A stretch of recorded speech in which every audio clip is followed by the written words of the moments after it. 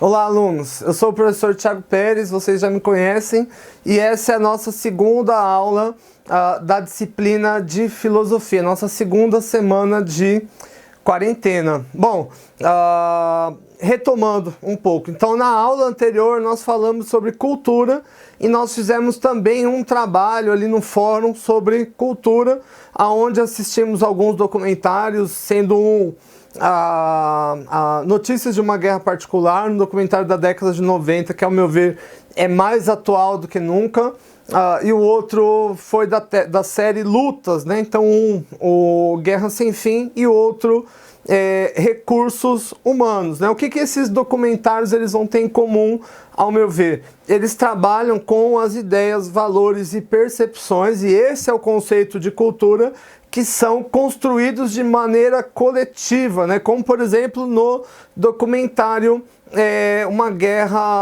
Notícias de uma Guerra Particular. Você tem a visão do policial, do BOP, você tem a visão do traficante, você tem a visão do morador. Cada uma dessas visões é fundamentada e alicerçada com uma base estrutural distinta, né? O que leva a visão desses três grupos serem antagônicas entre si.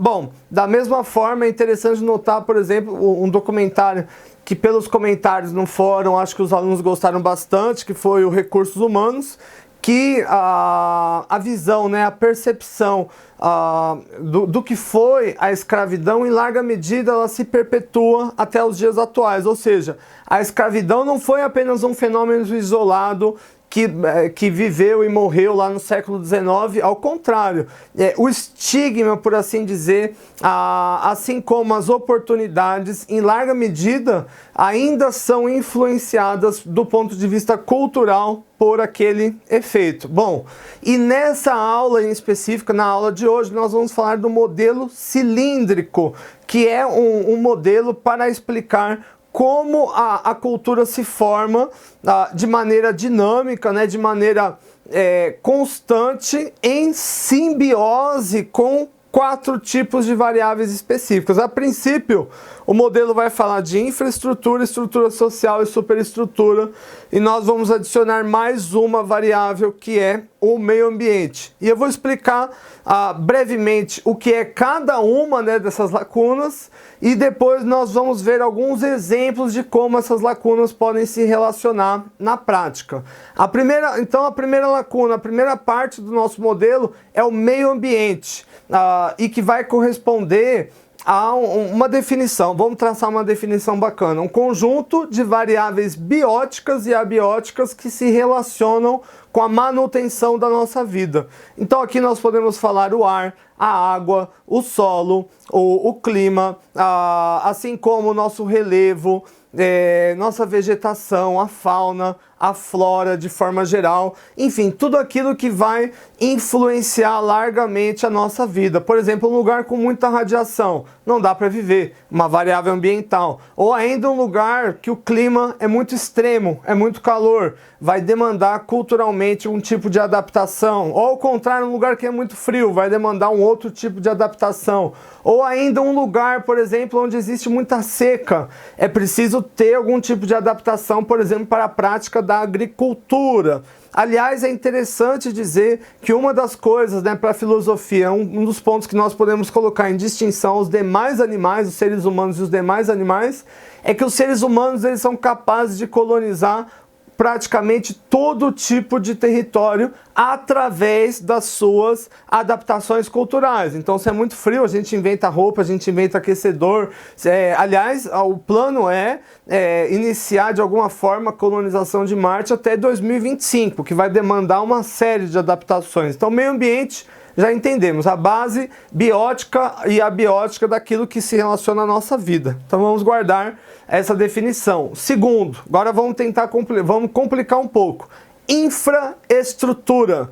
A palavra parece difícil, mas é muito simples. No nosso modelo, é basicamente toda a base aonde ocorre transação, aonde ocorre movimentação econômica. Ou seja, tudo que produz, distribui ou assimila dinheiro, assimila valores econômicos, como por exemplo uma fábrica de qualquer item, uma indústria, uma academia de ginástica, uma faculdade, tudo que envolve emprego, tudo que envolve troca financeira, formal ou informal. Um camelô pode ser uma infraestrutura, o tráfico de drogas pode ser uma infraestrutura, o mercado ilegal na Deep Web de órgãos humanos, de seja lá o que for, também é uma infraestrutura.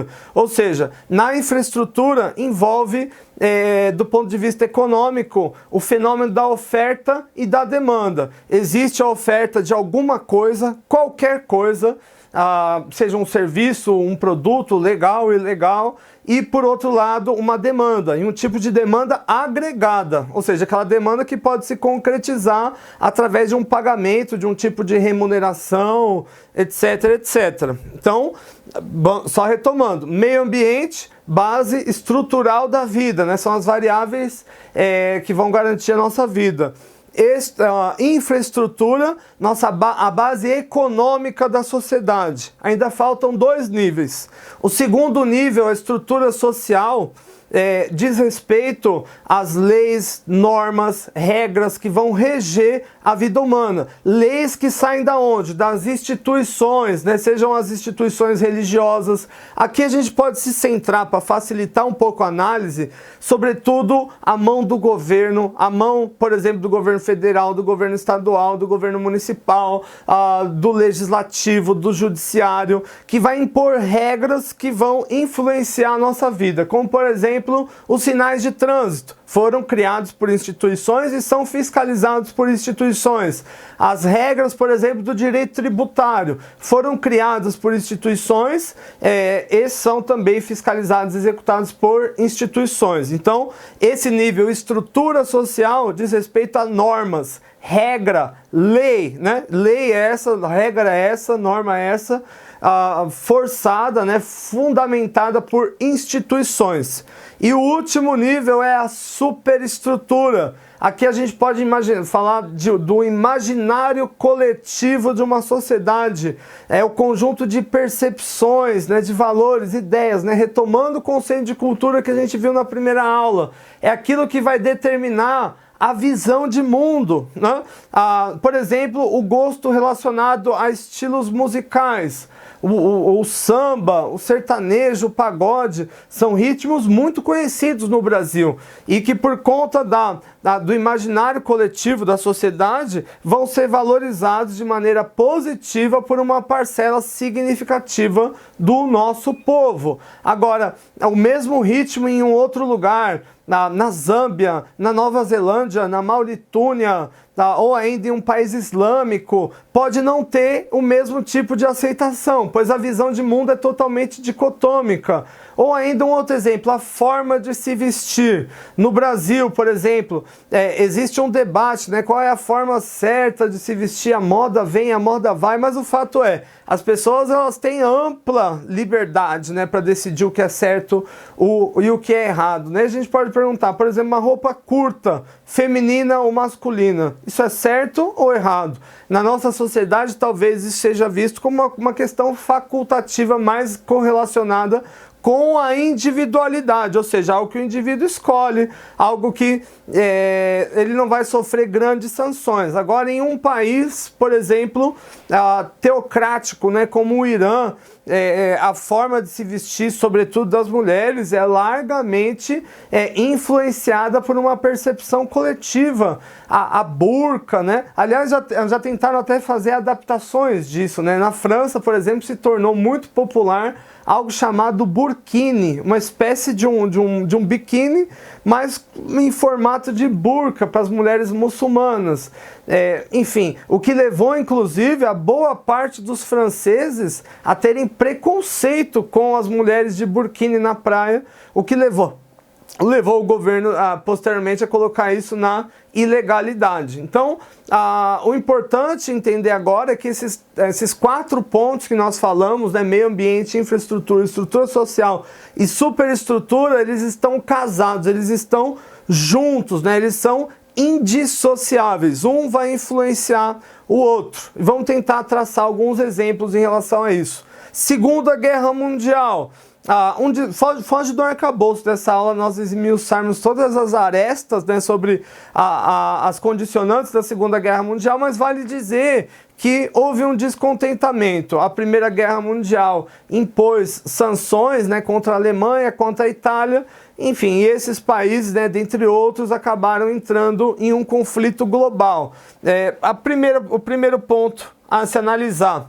Aqui no slide também está em inglês, mas nós conseguimos, é só nós traduzirmos brevemente aqui. Então, o primeiro nível é meio ambiente, os recursos naturais, né, o nosso habitat. O segundo nível, a infraestrutura. De novo, relações econômicas da sociedade, subsistência, a estrutura social, as leis, as regras, as normas, né, que permeiam a nossa vida. E a superestrutura, o imaginário coletivo. Agora, voltando para o âmbito da Segunda Guerra Mundial. Um conflito que começou na estrutura social, posteriormente influenciou a infraestrutura. Por quê? Porque toda a base produtiva da sociedade voltou-se para a guerra, voltou-se para o âmbito da pesquisa, a fim de aumentar a supremacia, o poder de uma nação. Inclusive, a Segunda Guerra, se nós pensarmos, né, os homens voavam inicialmente com aqueles aviões bimotores, e no final da década de 60 o homem já estava indo à Lua, né? Ou seja, um avanço, um ato, por assim dizer, puxou uma mudança. Nós podemos falar também de uma grande mudança na superestrutura, no imaginário, né, dessa sociedade, né? O racismo, as formas de discriminação, preconceito que aqui surgiram, e as mudanças ambientais também.